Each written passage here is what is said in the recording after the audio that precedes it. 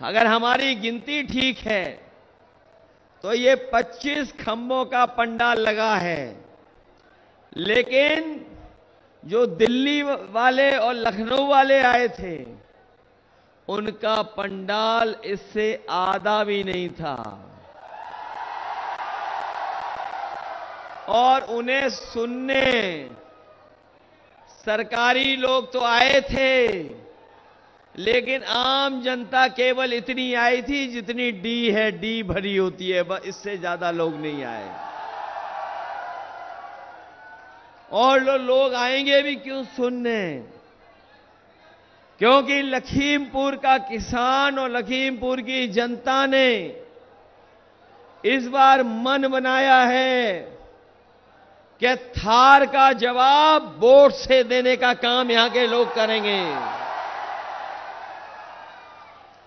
जो लोग कह रहे हैं कि उन्हें और बड़ा बना देंगे, हमें पूरा भरोसा है लखीमपुर की जनता पर और किसानों पर, क्योंकि ये जिला हमारा बॉर्डर जिला है।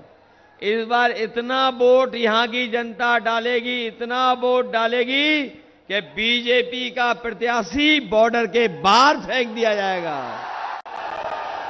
जो लोग कह रहे थे आय दोगुनी कर देंगे, इन्हीं लोगों ने 3 काले कानून लागू किए थे और 3 काले कानून को लेकर के पूरे देश के किसान, हमारे लखीमपुर, उत्तर प्रदेश, आसपास के जिले के किसानों ने उस आंदोलन को करने का काम किया और तीनों कानूनों के खिलाफ न केवल लखीमपुर में लड़े हैं, बल्कि अगर दिल्ली भी जाना पड़ा होगा तो यहां का किसान दिल्ली गया और सालों साल वहां धरने पर बैठा रहा।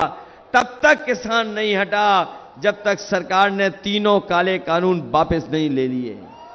जहां इन्होंने किसानों को धोखा दे दिया, लागत बढ़ा दी, महंगाई बढ़ गई, कीटनाशक दवाइयों की कीमत बढ़ गई, जीएसटी लगा करके और महंगा कर दिया, लेकिन हमारे किसानों की ये मदद नहीं कर पा रहे हैं।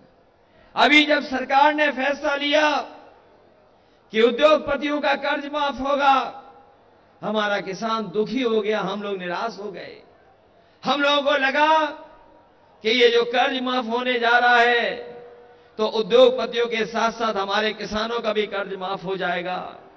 लेकिन भारतीय जनता पार्टी की सरकार ने नियम जो बनाया, कानून जो बनाया, वो कानून ऐसा बनाया कि 5 करोड़ से ऊपर वाले जो लोग हैं उनका कर्ज तो माफ हो गया, लेकिन हमारे गरीब और किसान जिनका लाखों में कर्ज था उनका कर्ज माफ नहीं हो पाया। इन्होंने 16 लाख करोड़ बड़े बड़े उद्योगपतियों का कर्ज माफ कर दिया। हम अपने किसान भाइयों को, गरीब भाइयों को कह के जा रहे हैं, समाजवादी पार्टी और इंडिया गठबंधन सरकार बनाने जा रहा है, अपने किसानों का पूरा कर्ज भी माफ करने का काम होगा। इनके 5 साल का कार्यकाल हमने देखा है और 10 साल का कार्यकाल देखा है।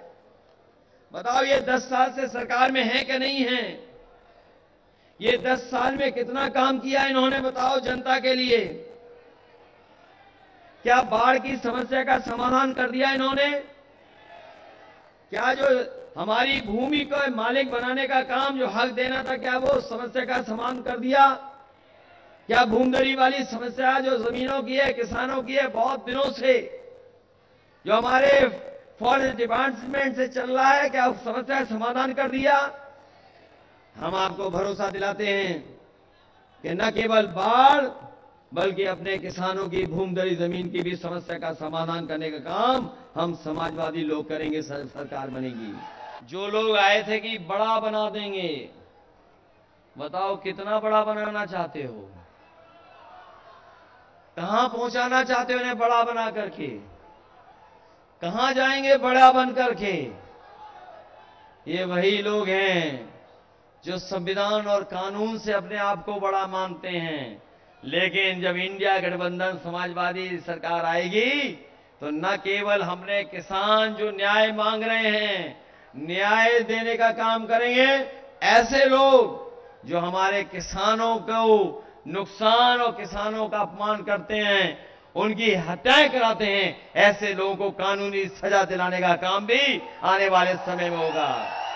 बताओ, जो अपने लोगों को बुरा भला कहने लगे, उनके बुरे दिन आ गए कि नहीं आ गए?